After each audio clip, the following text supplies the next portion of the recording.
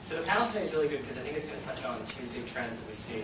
Obviously, the growth of social platforms and technologies and tools are becoming just part of the fabric of the web, and I think that's important because social media can go from being something that's kind of off to the side and by itself into just part of the overall digital media landscape. And I think another larger sort of macro trend, we're seeing a lot of out there, a lot of angst and sort of consumer mistrust of a lot of institutions in society. And we see it with the government, and we see it with industries like the banking industry. And I think it's putting a lot of onus on corporations themselves to rethink how they build their brands, and if it's providing useful services or exceptional experiences, or actually doing good and being about something more than the bottom line. I think those things are in some ways tied together. So we're going to talk a little bit about the future of building brands here with social media. And we've got a great panel because we're going to hear about it from the platform side, from the brand side, and also the publisher. So I want to start off, we have Lauren Hobart. She's a CMO for Sparkling Brands at Pepsi. Lauren, just give us a quick background of maybe social media's growing role within your organization and whether it's become strategic, and just a quick snapshot. Toby had alluded to the Refresh project before, but maybe just a quick snapshot.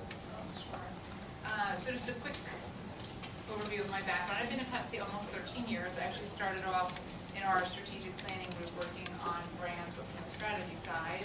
And about 9 years ago moved into the core marketing on brand Pepsi, and then spent a few years on Diet Pepsi.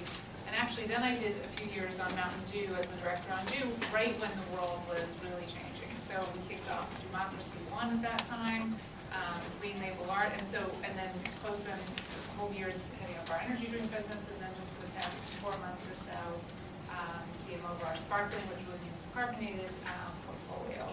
So in that time, I honestly feel like the whole fundamental landscape of marketing has shifted just in terms of our approach. We were measuring things very different now. Now we're all about driving consumer engagement.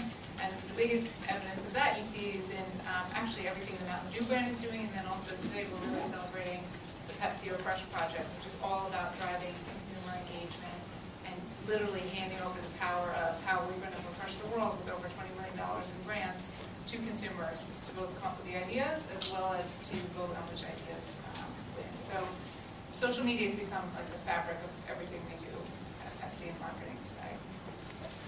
Next we have Fabio Freire. He is Regional VP at Facebook. Fabio, what are you seeing out there with Facebook and working with brands that they're doing differently? Well, in our position now, we're really helping our clients and our agencies leverage the social graph.